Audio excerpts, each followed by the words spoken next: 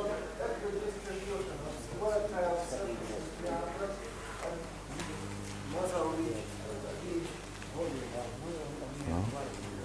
I would like to thank the organizers for invitation and also for organization. I realized that organizing a conference in a place which doesn't have infrastructure of MSRI or Theorem or Oberwolfach is 100% well, 100 times more complicated than otherwise. So thank you for your efforts. And I would like to also say a few words about Arnold, who was a person sometimes controversial, sometimes provocative, but extremely bright.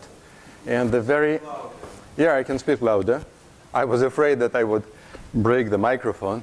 So the very presence of a bright person in the environment changes the environment because the bar is raised high, and it influences everybody.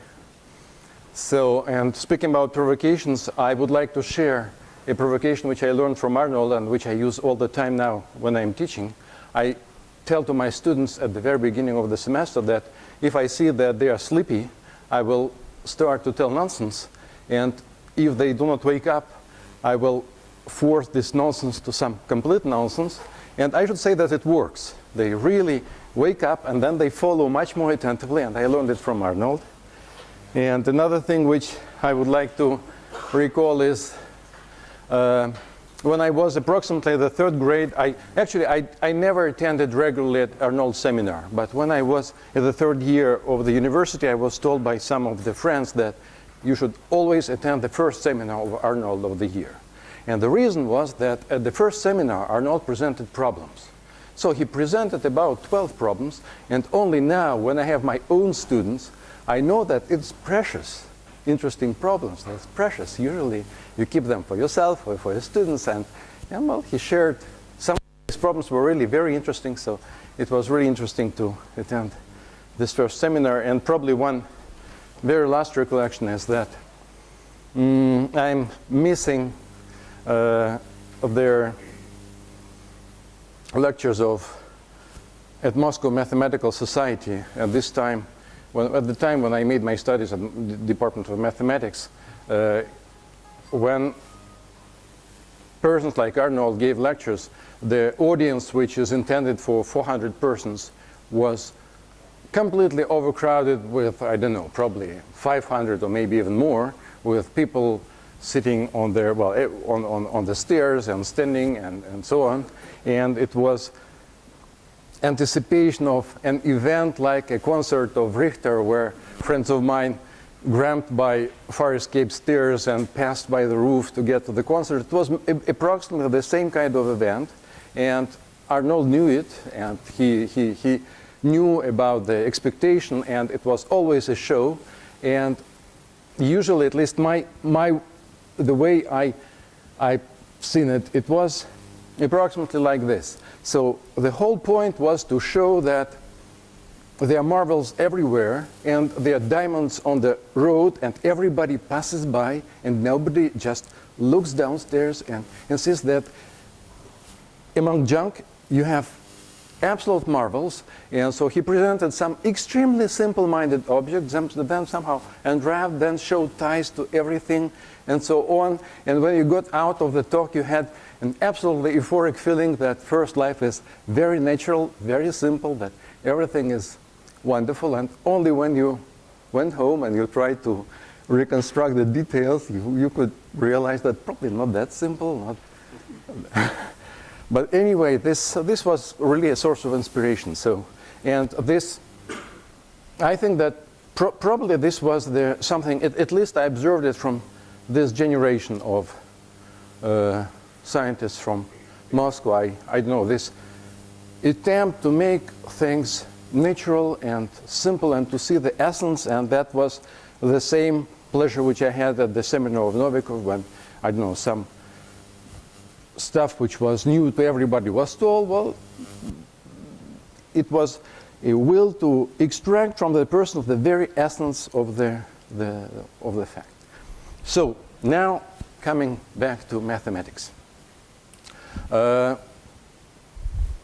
I do not claim that meanders, which are in the title, are the goal of my life. I'm rather happy that I can illustrate the machinery which was developed in my community to have applications to completely different objects. So I was working with moduli spaces of abelian and quadratic differentials and things like this. I'm happy that there are applications. And so one of this is just an illustration. I'm happy that one can apply all this machinery to solve some quite simple-minded combinatorial problem. And at the end of the talk, we'll have simple closed hyperbolic geodesics on Riemann surfaces. And this is another reason why I'm happy. I dreamed for 20 years to have a bridge between word of moduli space of flat surfaces and moduli space of hyperbolic surfaces, and looks like this bridge is there. At least it's under construction, but something is already there. So meanders. Meander is what you see at the picture. It's a closed curve, closed smooth curve in the plane, which transversally intersects horizontal line. And according to Serge Landau and Sasha Zvonkin, the notion meander was suggested by Arnold, though the object itself is used quite often in, and not only in mathematics, and in particular, apparently it was already used by Poincaré, and it is used by biologists, by physicists. So for the history of meanders, I forward you to Serge. And for applications also, he knows way more than me. What can one do with a meander? So this is a closed meander. We can cut the meander along this line and separate it, and we get two arc or chord diagrams, and as on the picture. And also we can compactify our plane and pass to the sphere. And sort of more topologically, meander is just an ordered pair of transversally intersecting smooth curves on a sphere. Now if one of these curves is distinguished, I call it diameter. If we cut the sphere by diameter, we get two hemispheres, and we get a pair of systems of chords on each of hemispheres. It would be convenient to construct a dual graph to these chords. So this dual graph is drawn in black. And also it would be convenient to forget about vertices of valence 2, because if you have zillion of chords, there will be plenty of vertices of valence 2. Let's forget about them. And the remaining graph, actually a tree, the remaining tree, would be sort of a combinatorial passport of our meander. So we will use it very soon. Okay, so actually, yeah, I forgot to say what is the problem. The problem is to count meanders. And I'm not claiming that we solve the problem, because at least physicists count all meanders with at most 1 milliard intersection with their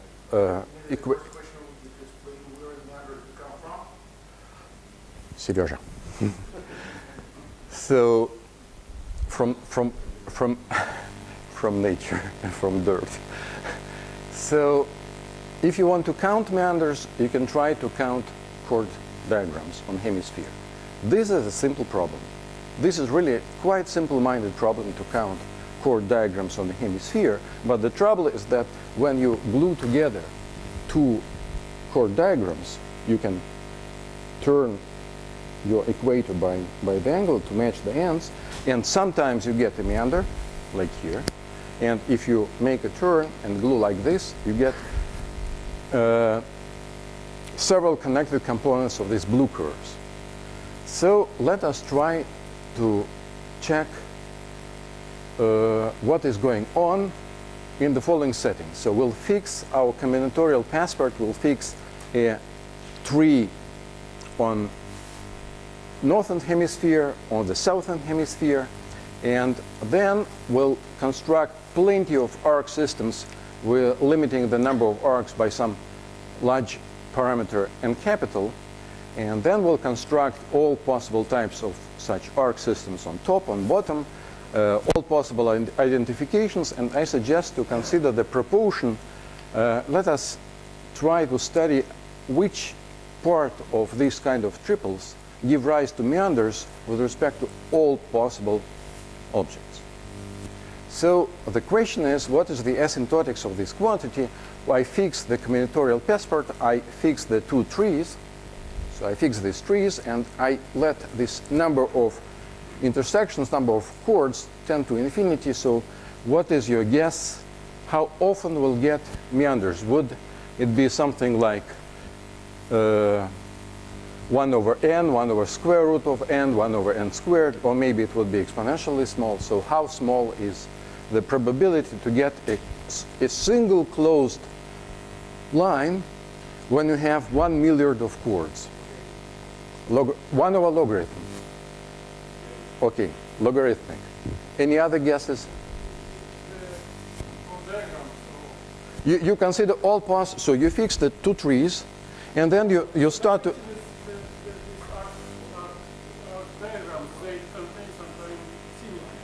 Yes. No, because you break the symmetry because you are adding the chords in such way that symmetry does not, well, it appears only very rarely. It's sort of negligible. So any other guesses? So the guess was that it's logarithmically small. Actually, it is not small. There is a strictly positive limit as n tends to infinity for every pair of graphs, for every pair of trees. And actually, the limit is not that small. So for these two trees which were on the first picture, so I have to add plenty of chords, plenty of blue chords here, plenty of blue everywhere, and then I have to consider all possible twists. So that's the answer. No, you consider all possible ways and all possible twists. And approximately 1/3 of these triples give rise to a single connected curve, which is, for me personally, it was sort of unexpected. We can count explicitly the equivalent number for any pair of trees, and what is relevant is not each tree individually, but just the total number of vertices of valence 3, total number of vertices of valence 4, and so on. And the answer is given by closed formula. The closed formula is on the blackboard. But basically, you are not supposed to pay attention on this closed formula. It is just the reason why I decided after some hesitation to show this slide is first that you believe that this closed formula exists, and it is so. This is this asymptotic. This is the limit, and actually it is expressed in terms of two quantities. Both quantities depend on the corresponding stratum of meromorphic quadratic differentials on a sphere with only simple poles, and the degrees of corresponding quadratic differentials are read out of valences of their vertices of our trees. So vertex of valence 3 corresponds to simple 0, valence 4 double 0, and so on. And vertex of valence 1, it is a simple pole. So this is a ratio of some quantity which depends on this stratum of quadratic differentials. Here is a formal definition of this quantity. The true definition will be given in a second, and in the denominator we have the volume of this stratum. So this is just to show that actually the answer is given in terms of geometry of the corresponding stratum in the moduli space of meromorphic quadratic differentials on CP1. Now, if instead of considering this combinatorial passport, we fix combinatorics differently, let us just fix the number of vertices of valence 1. So for trees, they're called leaves. So let's fix the total number of leaves of our two graphs. And let's consider now also all possible graphs with given number of leaves. And consider all possible arc systems compatible so that there are n arcs on top and n arcs on the bottom, and we all consider all possible twists. And what is their asymptotic probability to get a single closed curve? So the answer is given by this formula. And in red, it is similar quantity, which depends on the particular stratum of meromorphic quadratic differentials. Now we have only simple poles and simple zeros. And as a matter of fact, this particular stratum of meromorphic quadratic differentials, this is basically the cotangent space to M0P, to the moduli space M0P. Now, this is a formula on which is giving the asymptotic answer when the number of leaves is large. So finally, our intuition was not that wrong. When the number of leaves, number of vertices of valence 1 is large, then the corresponding limit is, well, dominating term is 8 over p squared power p minus 3, which becomes very small. But attention, I cannot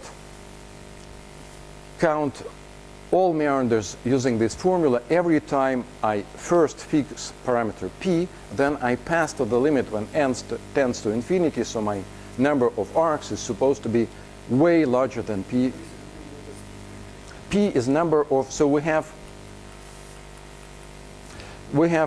here we have 6 vertices of valence 1. So p is equal to 6. But you can consider all possible graphs having 6, all possible trees having 6 ends in total. Okay. Okay.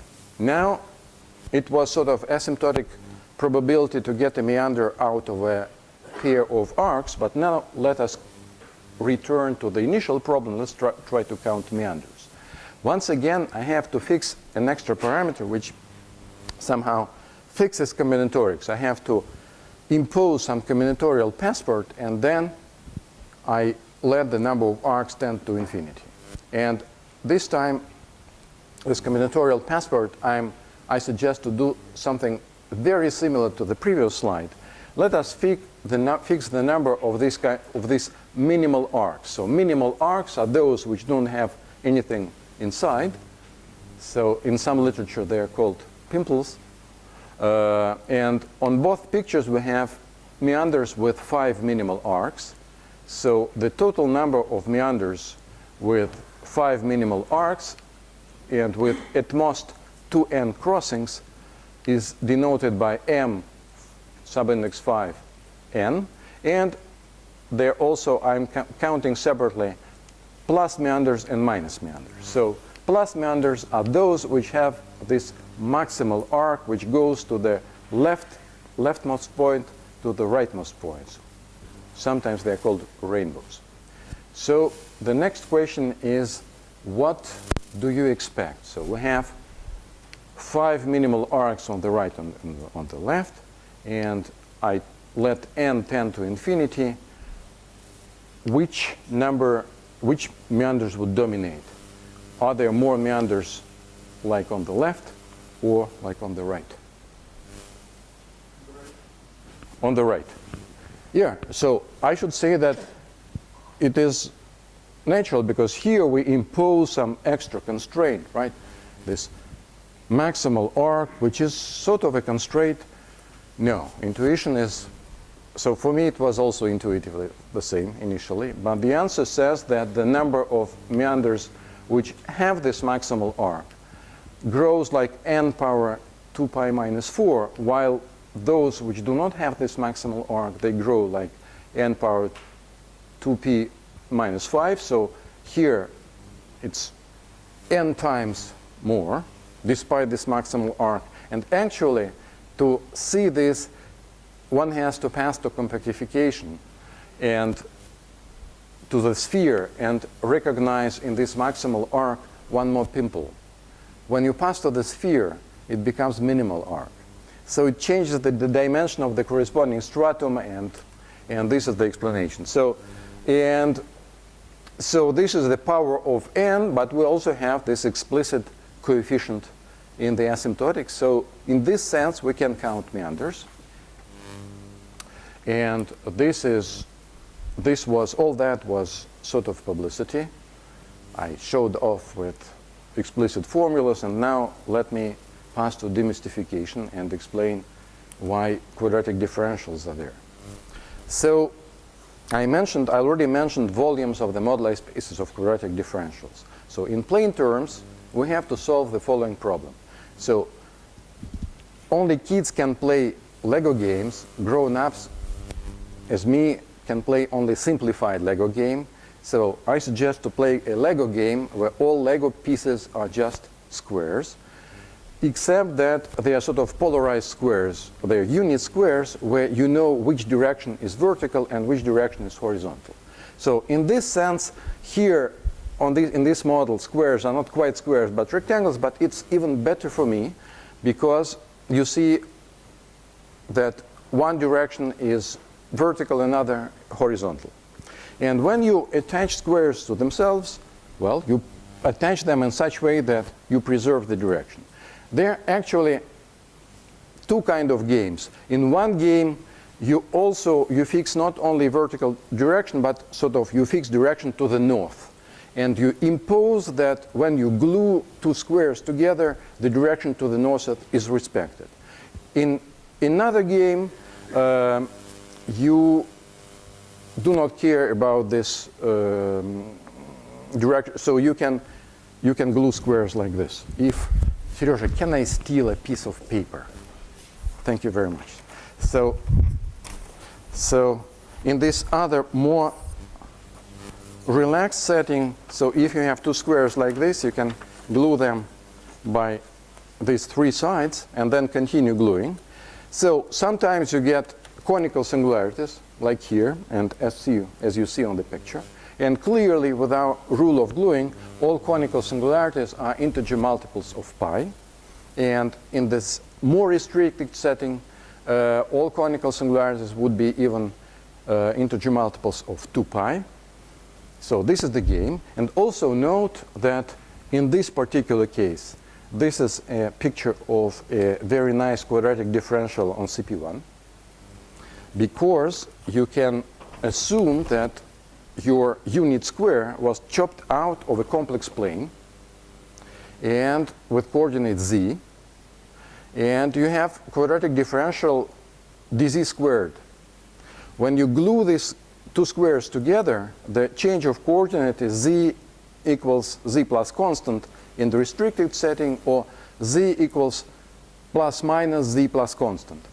dz squared is well defined, so you really get a well-defined complex structure and quadratic differential on the entire surface. To be absolutely rigorous, I have to puncture conical singularities at the beginning and then make an exercise in complex analysis verifying that complex structure extends to this conical singularities and that they correspond exactly to simple poles of quadratic differentials, if any, and to zeros of quadratic differentials.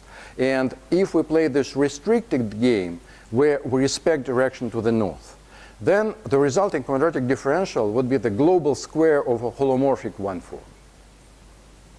Okay, now what would be, so without going into justification, I suggest the following interpretation of the volume of the corresponding moduli space.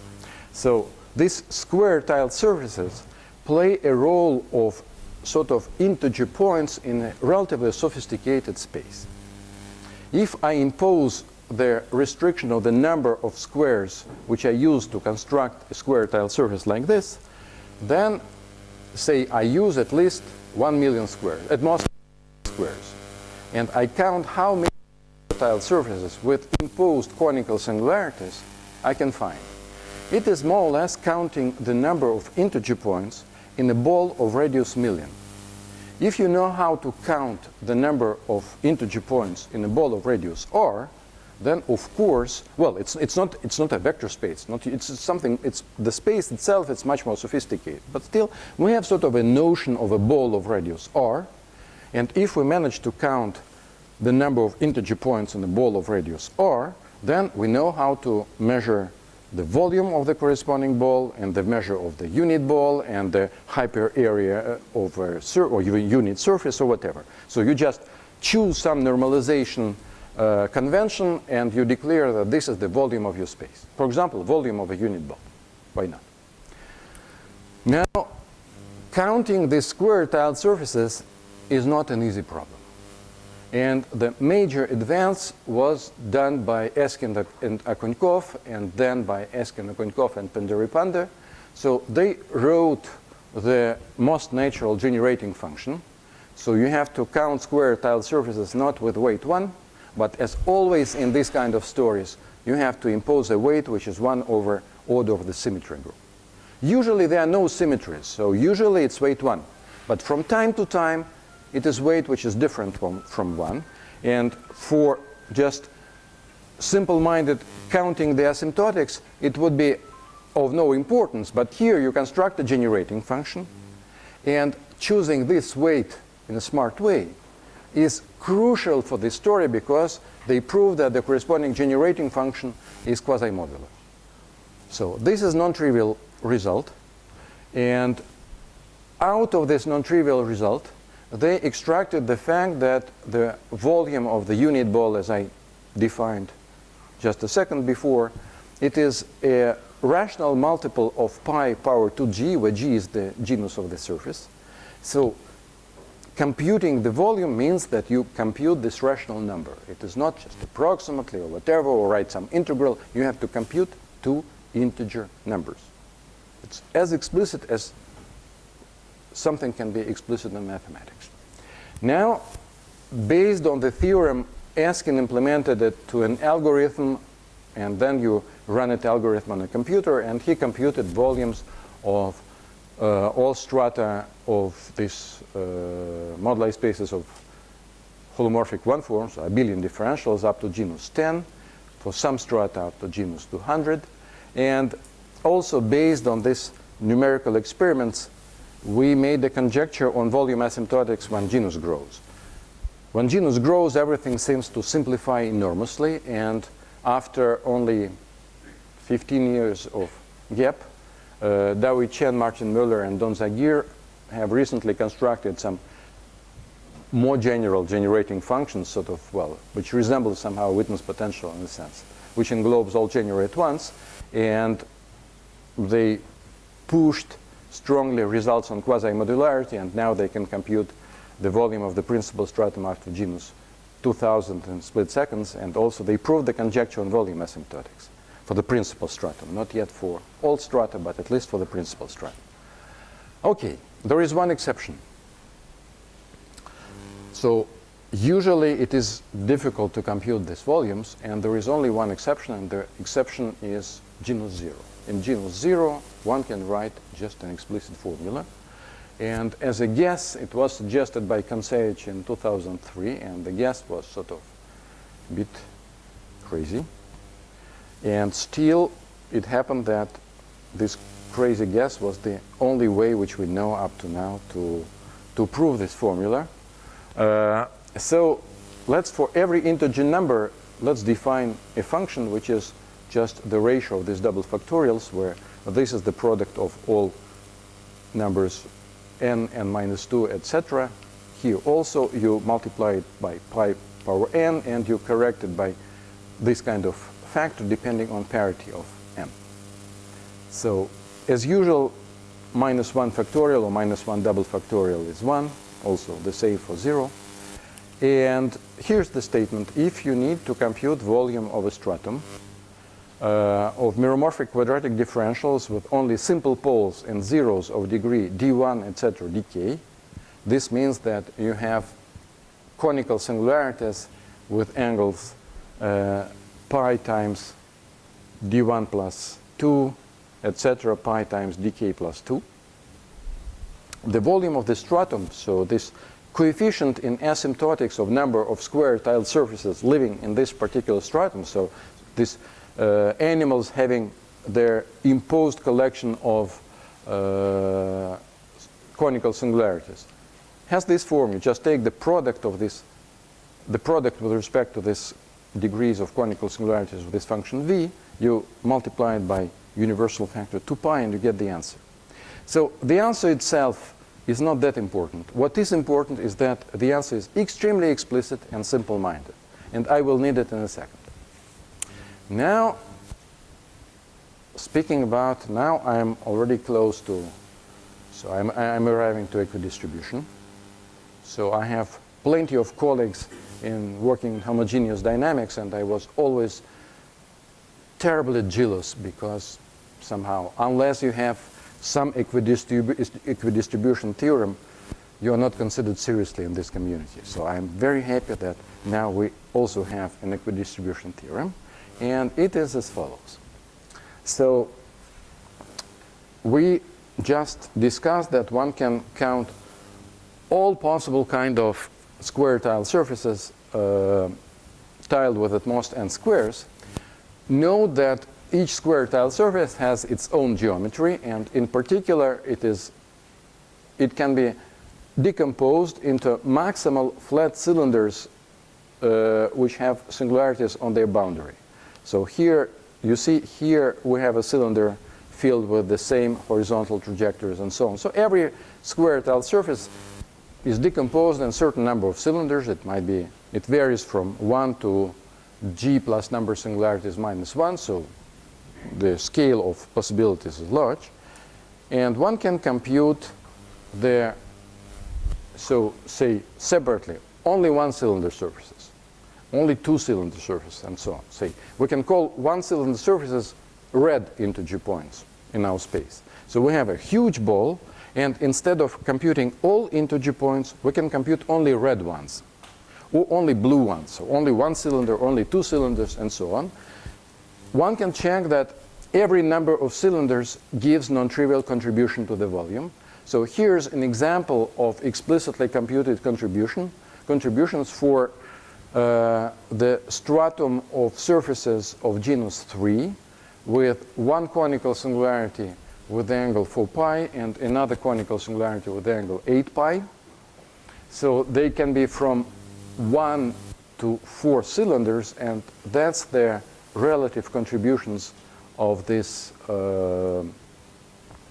surfaces. In particular, note that their intuition, which comes from Morse theory, that say you should have the maximal possible number of cylinders, does not work here at all. So the surfaces which have 4 cylinders, they contribute only approximately 4% of the volume.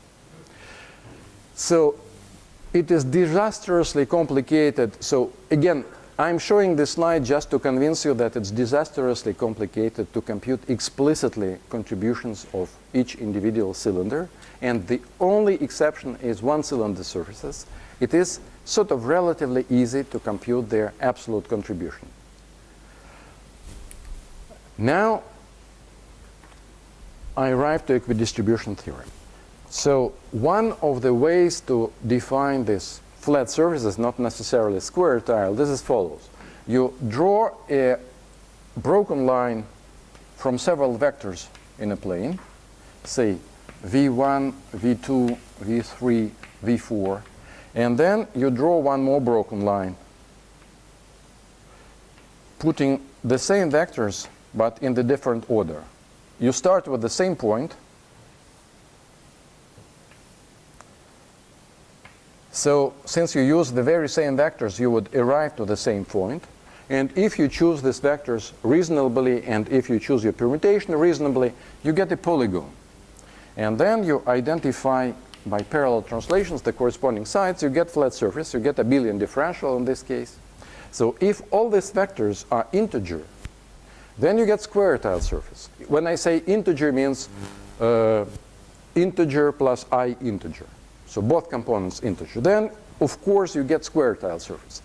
But now, if you have any surface like this, of course it's not square tiled, I suggest to do the following. Let's consider a small neighborhood of this particular flat surface, meaning that I allow to deform all 4 vectors a little bit. So I get a domain in a space of flat surfaces, and I suggest to choose a rational mesh in this domain, And then I will have plenty of surfaces in this open domain, which would be square tiled, but tiled with squares epsilon times epsilon. So this is what symbolically is presented on the picture. And I can consider this sort of rational points with denominator, well, or epsilon square tiled surfaces, and I can compute how many of them are 1 cylinder, 2 cylinder, 3 cylinder, and so on. So the statement is that no matter what open domain you take, when you let this mesh become more and more tiny, when you tend this epsilon to 0, then asymptotic proportions of 1 cylinder, 2 cylinder, 3 cylinder, and so on square tiled surfaces would be the same, and they would be the same as for the entire ambient space. So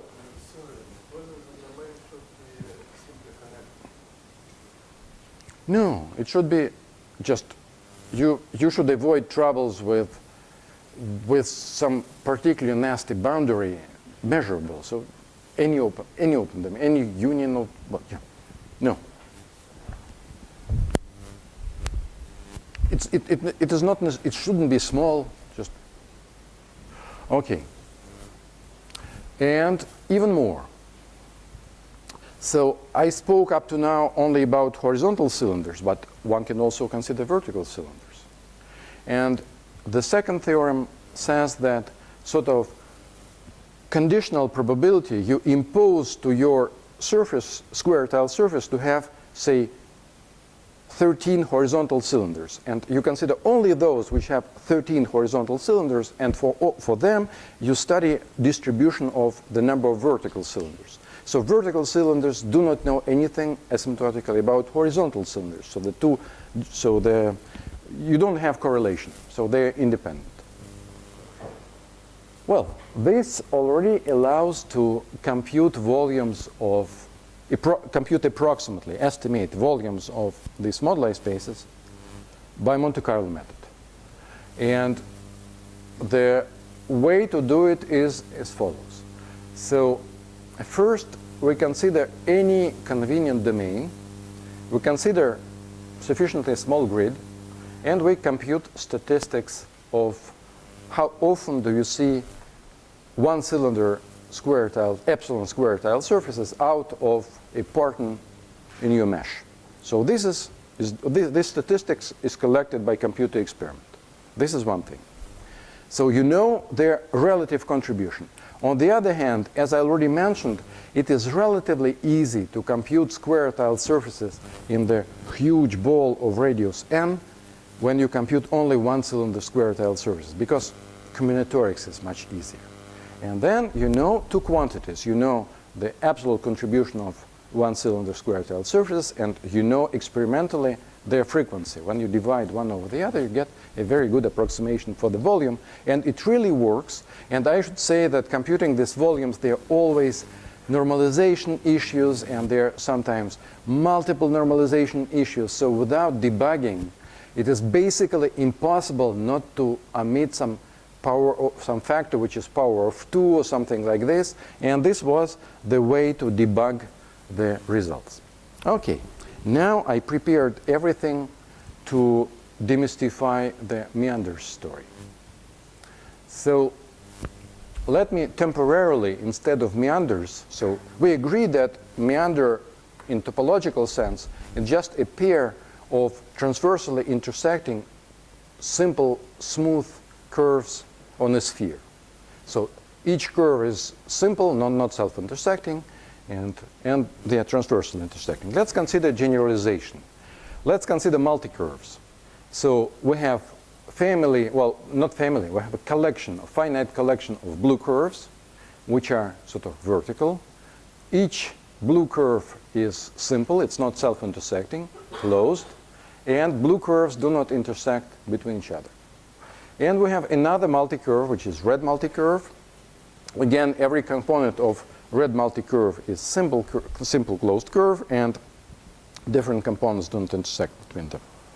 And I impose the condition that these two multi-curves intersect transversally. So I claim that this object, and also to be absolutely rigorous, I choose who is horizontal, who is vertical, so I choose the order.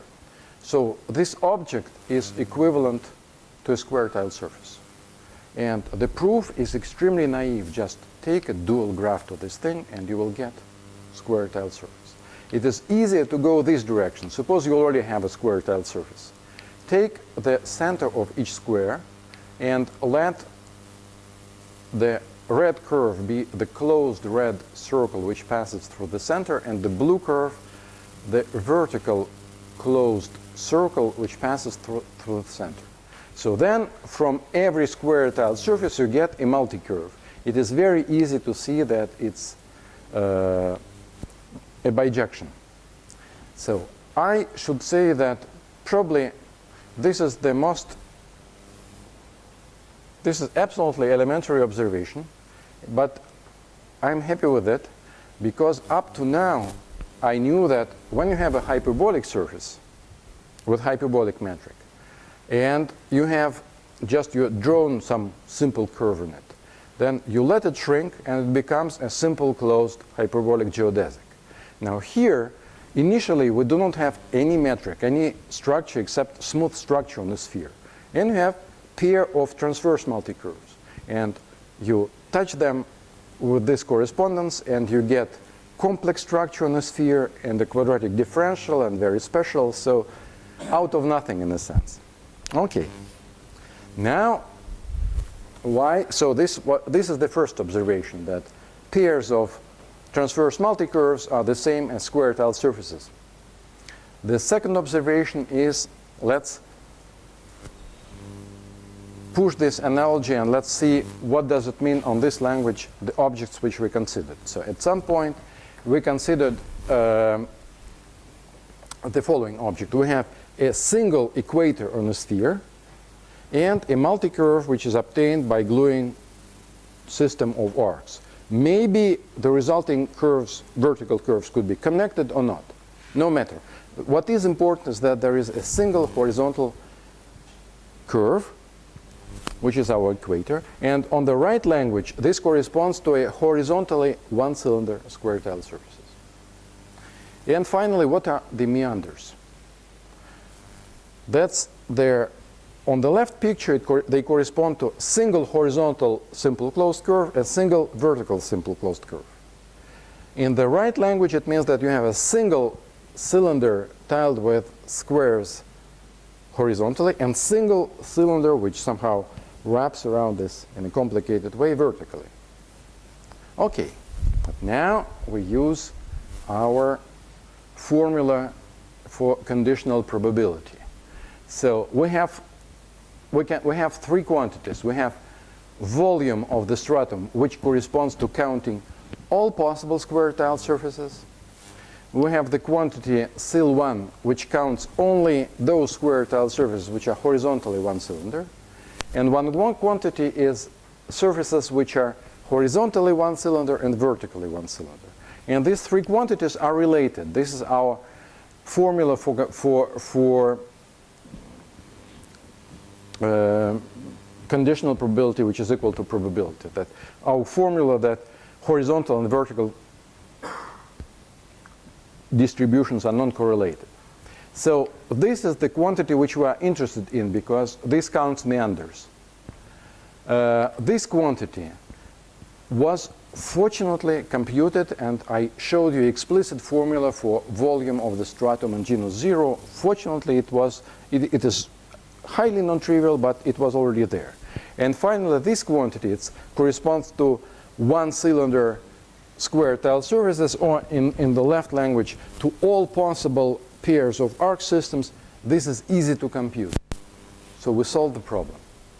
Now, the very last remark is that when I fix the number of these pimples, the number of minimal arcs, it's the same as fixing the number of, in this language, it's fixing the number of simple poles. And when you consider all quadratic differentials with p simple poles and no other poles on meromorphic quadratic differentials on the sphere with only simple poles and there are p of them, then as for polynomials, most of polynomials have simple zeros, right?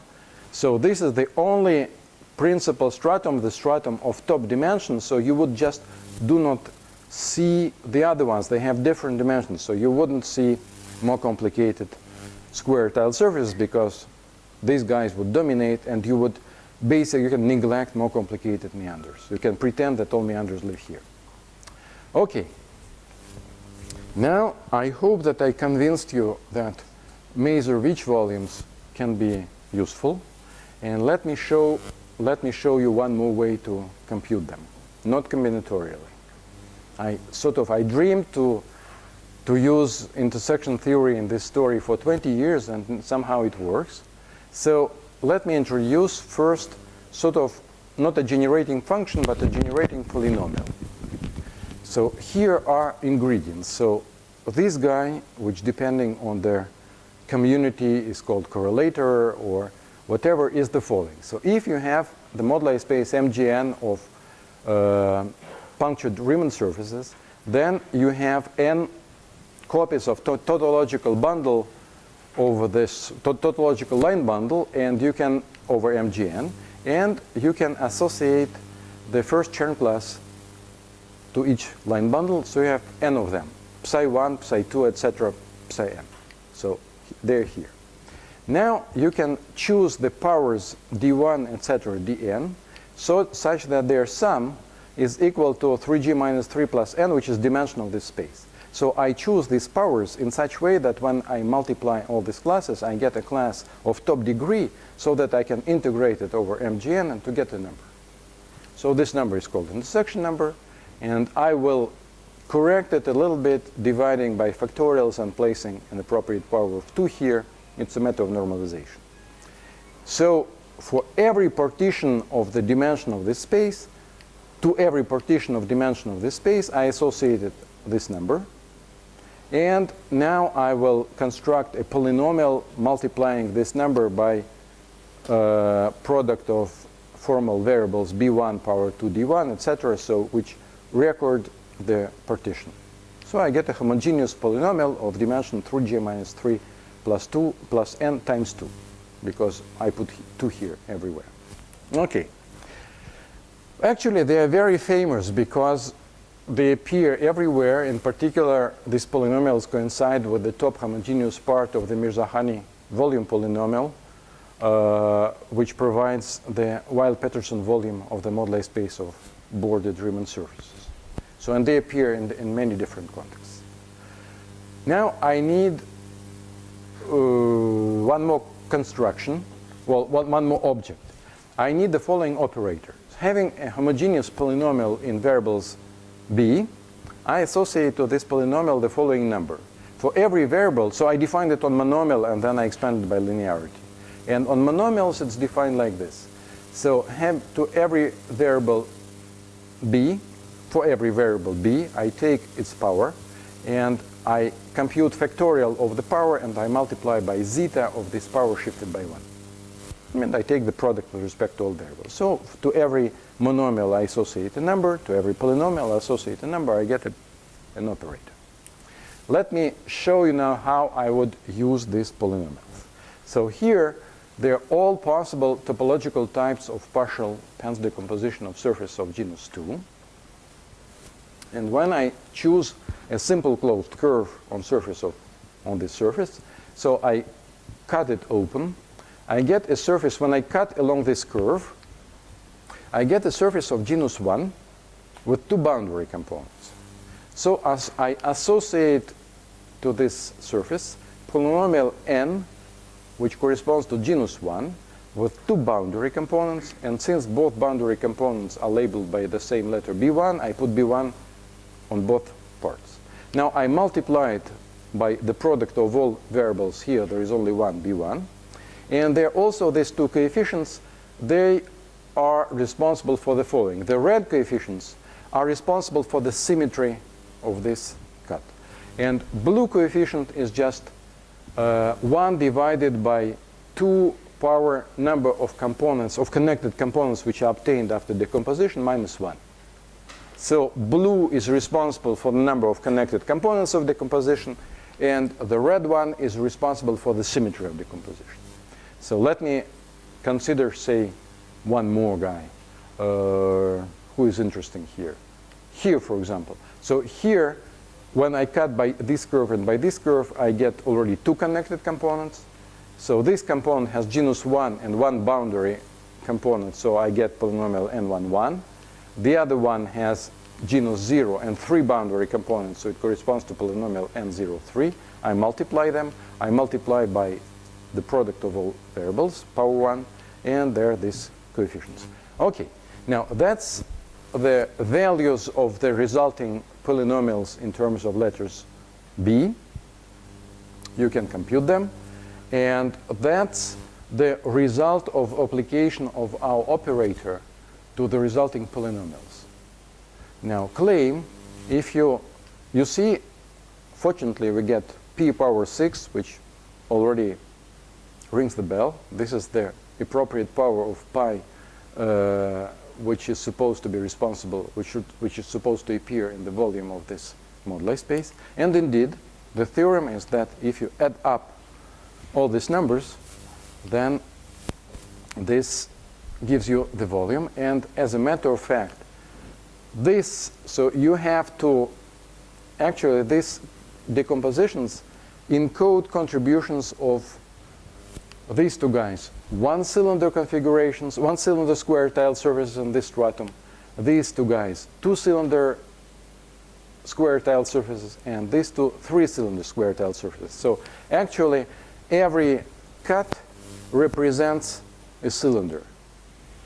Okay, now to formulate, I first explained the theorem on a concrete example, and now let me formulate the theorem. So to formulate the theorem, let me associate to every decomposition like this a graph.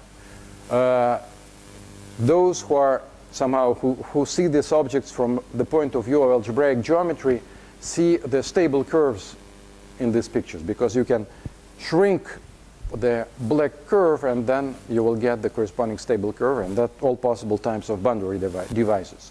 So to each decomposition like this, I associate a graph which is labeled because I would like to associate the genus of the resulting surface to every vertex. So this is the dual graph to this decomposition, and if we have cusps on the corresponding hyperbolic surface, I encode them by these half edges or legs or whatever. Okay, and this is the formula for the volume of the stratum of all meromorphic quadratic differentials in genus G with n punctures. This is sort of the natural volume of a unit ball in the cotangent bundle to the moduli space MGN. And we have to consider all possible weighted graphs and then take this sum. Note that the Weil-Petersen volume of MGN corresponds to the constant term in the volume polynomial MGN of L. And in our story, we need exactly the opposite regime. To compute this Masur-Veech volume, we use the top homogeneous parts of these polynomials. Now, I should say that we didn't realize immediately that this theorem was proved by Maria Mirzakhani when n is equal to 0. So she proved it in a completely different way. And you have to merge two theorems from two different papers to get this formula, but she proved it. And the only discrepancy which we have, I failed to recognize this factor in her formula, but maybe it is just because I failed to read out. She uses her quite different language, and maybe I just failed to read this factor out of her formulas. Now, I would like to finish with simple closed geodesics on hyperbolic surfaces. They are somehow related. So this is Maria Mirzakhani, and I use this opportunity to popularize and to advertise her works. It's really her three papers which correspond to her thesis, which are published in 2006 and 2007. To my mind, it's just a marvel mathematical. It's just a pleasure to read these papers. They're relatively simple, relatively short, and there are plenty of things which are done in these papers, and to my mind, they are not sufficiently learned by mathematical community. I will present you proof in a second. So one of the results of Mirzakhani is the following. Consider simple closed geodesics on a hyperbolic surface. So I'm telling about only a small part of her results. It's sort of the ones which are the easiest to present. And if you have a closed curve on the surface, for example, of genus 2, it can be separating like here and non-separating like here. Let's compute the number of separating simple closed geodesics of length at most L. It is important that they are simple. Simple geodesics, well, the number of simple geodesics grows, closed geodesics, but not exponentially like all geodesics, but polynomially. It grows like n power 6g minus 6. So let's count separately, separating simple closed geodesics of bounded length and non-separating. And then let push this bound, which bounds our length, to infinity. Her theorem says that the ratio does not depend on individual Riemann surface. It depends on its genus, it depends on the number of cusps, but otherwise it does not depend on hyperbolic metric, which to my mind is somehow astonishing because you can say, for example, shorten this bottleneck and make your hyperbolic surface having very long bottleneck. So why different hyperbolic metrics have to have exactly the same SM frequency? Well, it's the theorem of Mirzakhani. If you follow attentively her computation in this particular place, so this 1/6 appears in approximately every talk about works of Mirzakhani. If you follow attentively her computation, then you see that at some point she puts 2 not in denominator but in numerator, but so it looks like it should be just following her computation. It should be 1/24. Actually, we get 1/48. And I really, now I sort of 99.9% believe that it should be 1/48 because these frequencies are exactly, just one last slide, are expressed as ratios of expressions which in our language provide contributions to corresponding graphs. And we had, so actually I am fascinated how Mirzakhani computed her numbers, because another computation which is on the same page is absolutely correct, and we verified our computations with several different databases. So we had Lyapunov exponents, computer experiments, plenty of stuff, and finally I recently convinced Mark Bell and Sol Schleimer, and they really managed to run simple closed geodesics on surfaces of this kind of stuff, and we have perfect matching of our experimental results, but we somehow debugged our results, and she obtains correct answers just by pure computation. So very last question. So what is your expectation, which simple closed geodesics would dominate when genus becomes large? So take a hyperbolic surface of large genus and consider by random simple closed geodesic whether it would be separating or non-separating. What is your expectation? Separating. So actually, from physical point of view, you would never find a separating simple closed geodesic. So the ratio, which was sort of this controversial ratio which was on the previous slide, becomes asymptotically something like 1/4 power g. So it's the probability to get a separating simple closed geodesic becomes exponentially small. You see, if you take it by random, you would never find a separating simple closed geodesic. So thank you very much for the attention.